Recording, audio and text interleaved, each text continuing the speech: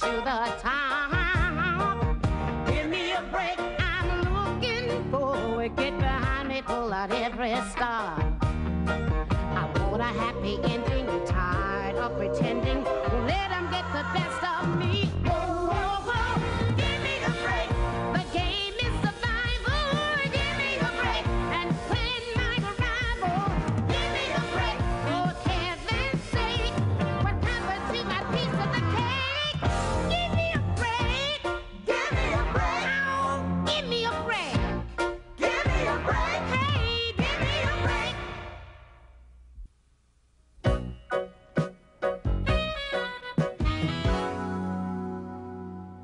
Listen to these stupid directions. Add 3 cans of water. It doesn't even say what size cans. What about the one in your hand? Oh, that can. Shouldn't I rinse it out first? Oh, baby, give me that can. Now, I have to learn to do these things myself. All my friends say the way to get a guy is to really know how to cook. I know, honey, but they weren't talking about food. Okay, you can make the juice and I'll make the potato salad. If this is my dinner, I think I'll go next door and beg for food. Don't worry, Squirt. It's for Dad's stakeout. Well, I sure hope for his sake he's staking out in a restaurant. No! Either your father's home or the MGM line has a toothache. Did you bellow? Where are my shirts? Well, don't look now, but there's one under your tie. I'm looking for the blue one with the little initials on the pocket. Oh, that one. It's in the laundry. But if you want, I can write Carl all over that one with my Bic. Oh, never mind. The guys will be here any time. Hey, Chief, come on, tell me about the stakeout tonight. Nothing special, just routine. Oh, yeah? Well, since when is it routine for the chief of police to go on a stakeout? Come on, tell me. You know, a lot of women have been robbed lately in the local laundromat. I know. They charge you $25 for 10 minutes. Well, this is serious. Last night, this scum beat this 75-year-old woman unconscious with her own umbrella.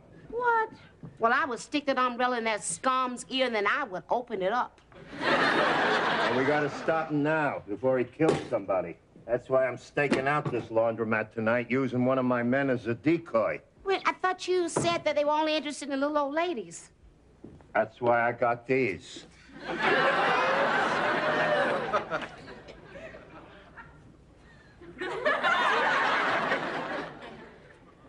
Oh, you're gonna look just like Bo Derek. It's not for me, it's for one of my men. Well, hold on 1 minute. I got something that'll make it really authentic. Hold on. Katie? Yeah, Dad? Those sandwiches about ready? Sandwiches? Yeah, you know, 2 pieces of bread with something in between to break the monotony. You said you were gonna make them for us? Oh, yeah, okay, Dad. Let me just get some packed up.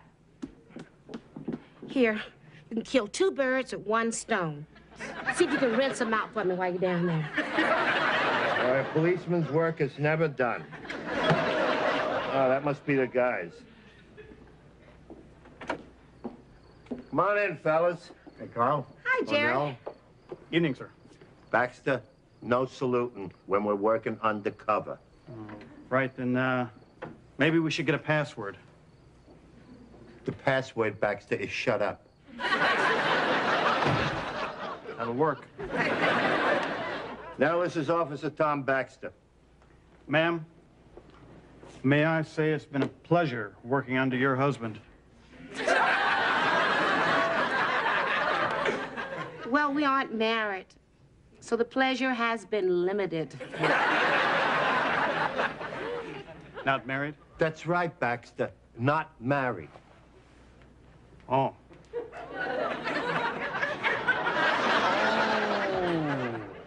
Mum's the word, sir. Your secret is safe with me. It's getting dark, Carl. You about ready? Yeah, just about. Katie, how are those sandwiches coming along? They're on the way. Oh, look, Jerry, would you take charge of the basket? Okay, you got that? Ah, thank you, honey. I'll see you in the morning. Okay. He's shy. You all set, Baxter? Prepared for anything, sir. Fine. This is what you're wearing tonight. Wear it in good health. Sergeant didn't say anything about dressing like a woman. He didn't want to spoil your surprise.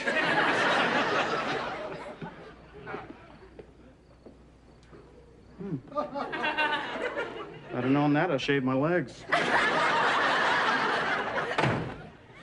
Boy, this hamper brings back a lot of memories, Carl. Yeah, what's it been, Jerry? 20 years of stakeouts? It's pretty close. Drank enough coffee to want our own men's room. If you lumped all the stakeouts together, that'd be about 12,000 sandwiches. Only now my daughter's making them instead of Margaret. You know, Margaret never made a tuna fish salad with peanut butter. Boy, how I used to hate laundromats. There's something obscene about watching somebody else's underwear. You know, that was the most painful moment of my divorce. Irene got custody of Billy and the whirlpool. Hey, come on, Baxter, let's hurry it up, huh? You're not going to the prom.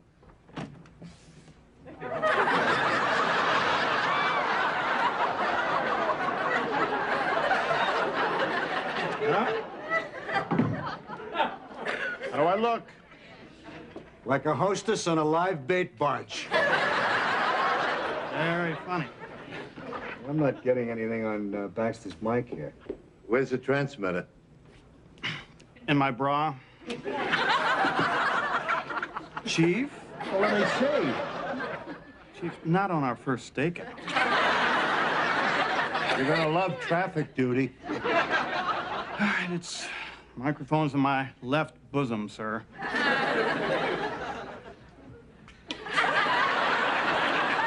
I don't see it. Maybe it slipped. It's kind of awkward from this angle. Oh, come on, I get it, yeah.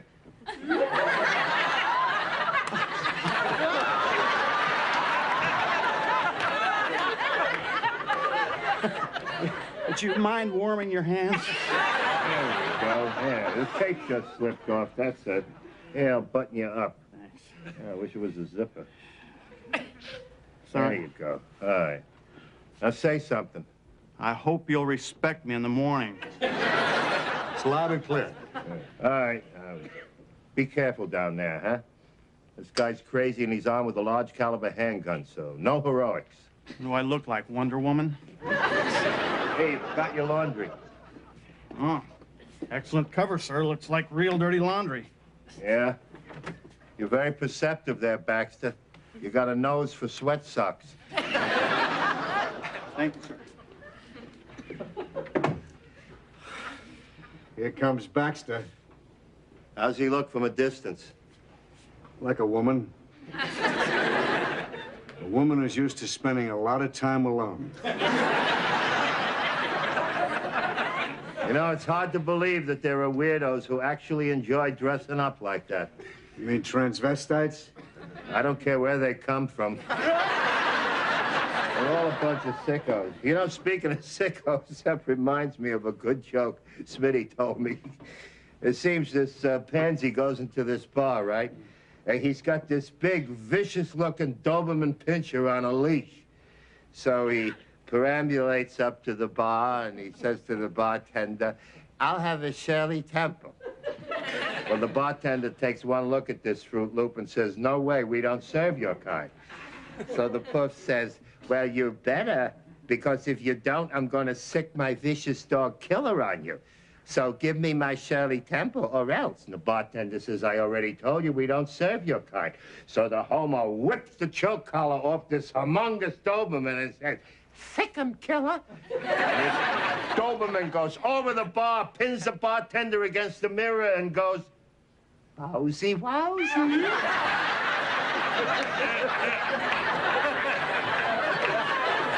That's Smitty. I don't know where he gets them. But don't you get it? Wowsy, wowsy. The guy's dog is a pansy, too. That's very funny, Carl. Did you hear the one about the Polak who broke his neck raking leaves? He fell out of a tree. Well, why don't the Polacks have a hockey team? They forgot the formula for ice. You know the Polish word for airplane? What's the matter, Carl? Don't you think that's funny? Why aren't you laughing? Well, of course not. I'm Polish. That's why I don't like gay jokes. Because you're Polish?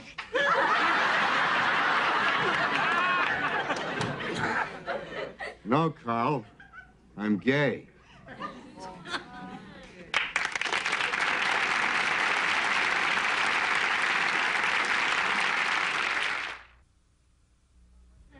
Carl, I'm sorry it'd have to come out. How about some coffee? Sure, let me say something. I think that Katie put a thermos in here somewhere.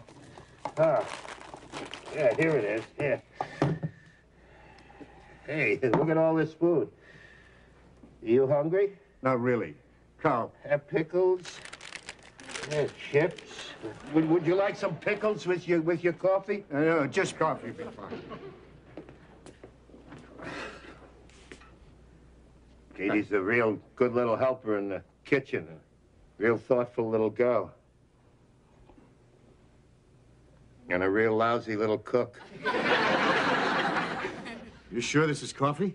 It must be. Turpentine doesn't have grounds in it. Yeah. Let's get a test on Baxter. Lady, come back. I think you dropped your panties.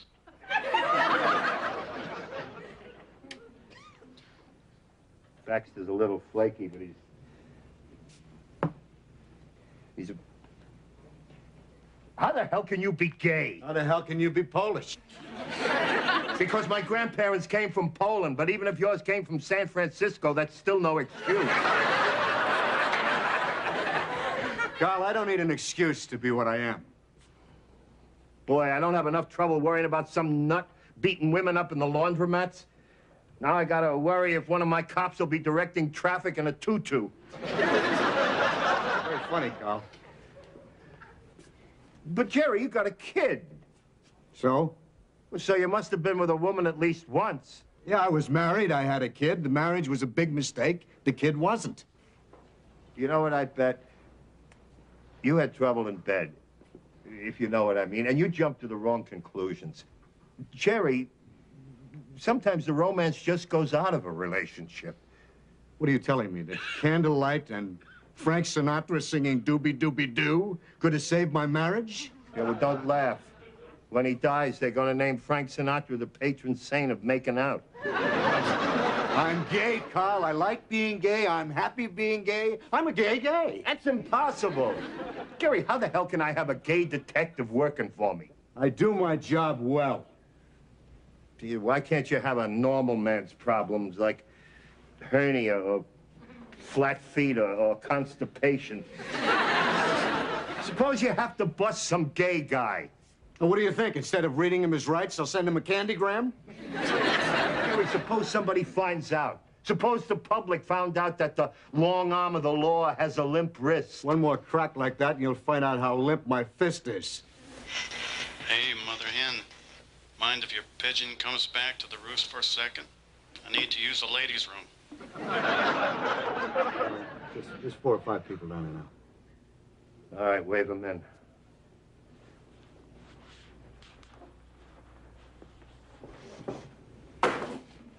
Carl, you better get used to it. A lot of things have changed. There are gay doctors, gay lawyers, gay firemen, and gay cops. Not in my department.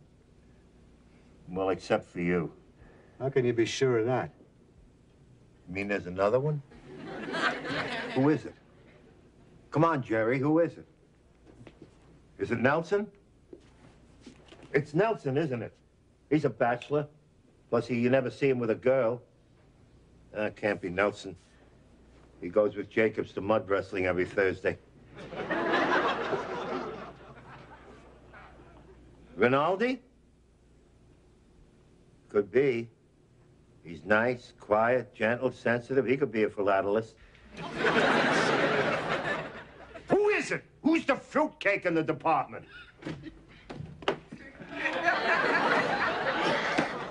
Pantyhose are killing me.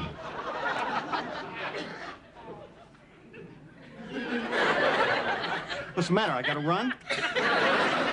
No, I was just admiring your outfit. Okay, I'm gonna slip into the powder room.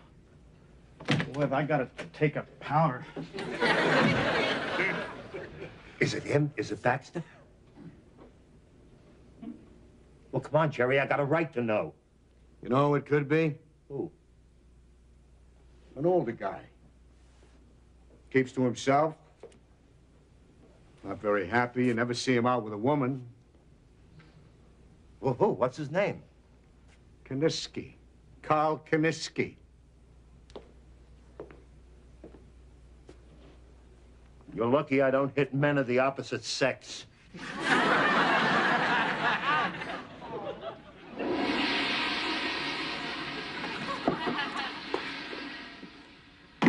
One of you guys left the seat up. You better get back down there. I washed all the permanent crisps. By the way, you got a button missing on your blue shirt. It's clearing out down there now.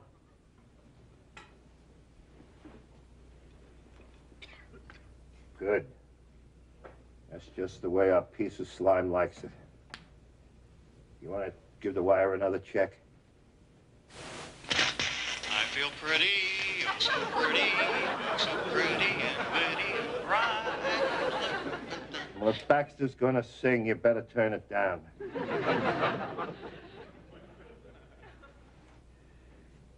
You know, I may be prejudiced, bigoted, and old-fashioned, but... Don't stop. You're on a roll. But you gotta admit that there's something about gay people that's different. Like what? From normal people. Oh, you mean like Adolf Hitler? Charlie Manson, son of Sam? What the hell have you got against gays? You know what you are? You're a homophobe. A what? It means homophobia, an unnatural fear of homosexuals. Well, there's nothing that seems so unnatural to me about that. What seems unnatural to me is a bunch of grown men holding hands at some Judy Garland film festival. Forget it. Forget it. You're never going to change. I give up. What do you mean? What?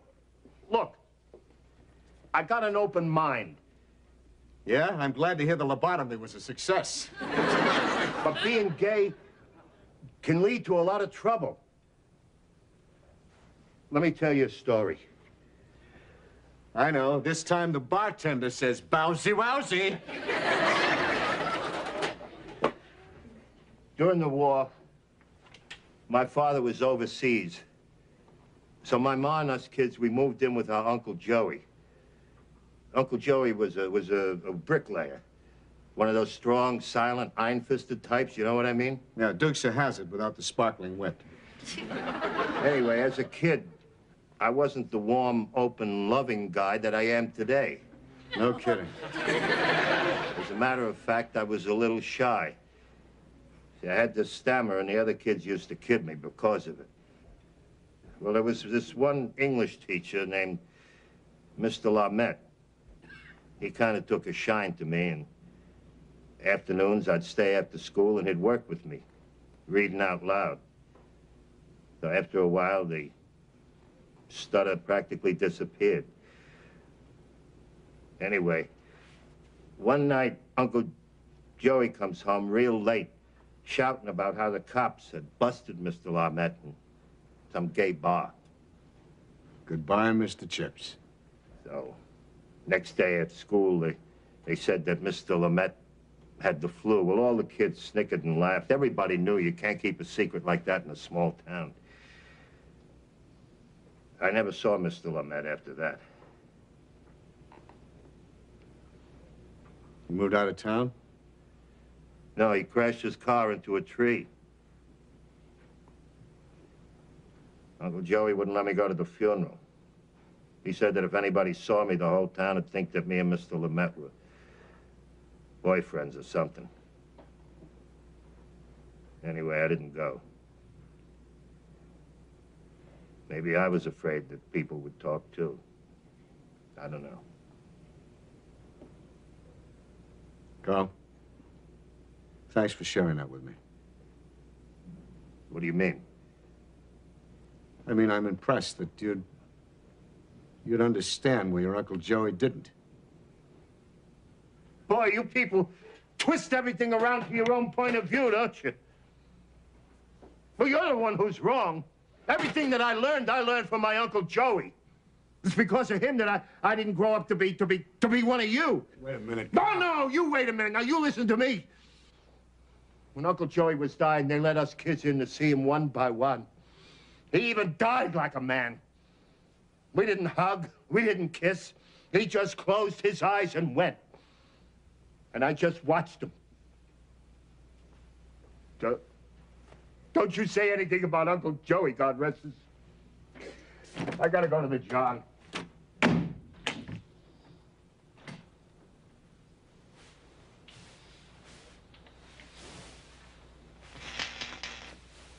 All right, now, take it easy. My money's right there in the purse. Just point that thing somewhere else. Carl!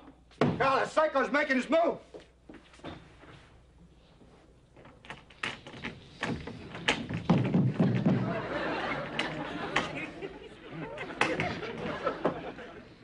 Jerry? Look, mister, I gave you the money. That's all there is. Now, take it easy. Don't get crazy with that guy. All right, freeze! Police officer! All right? Move slowly, buddy. And drop that piece. I'm warning you. Look out, he's going...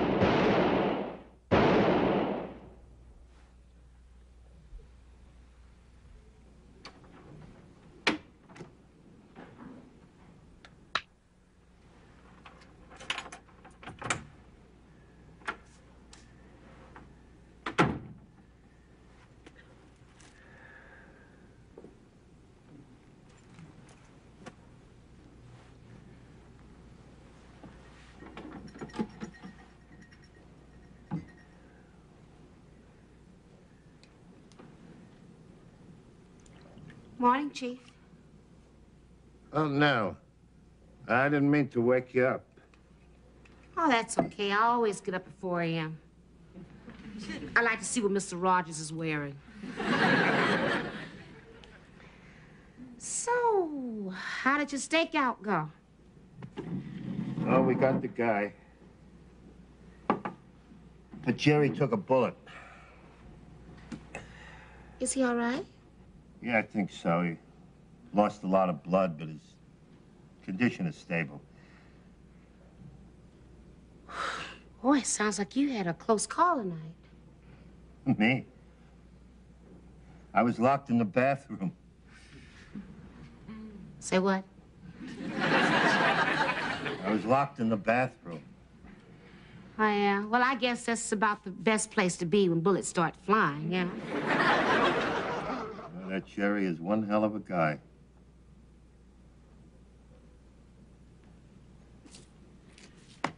It takes one to know one.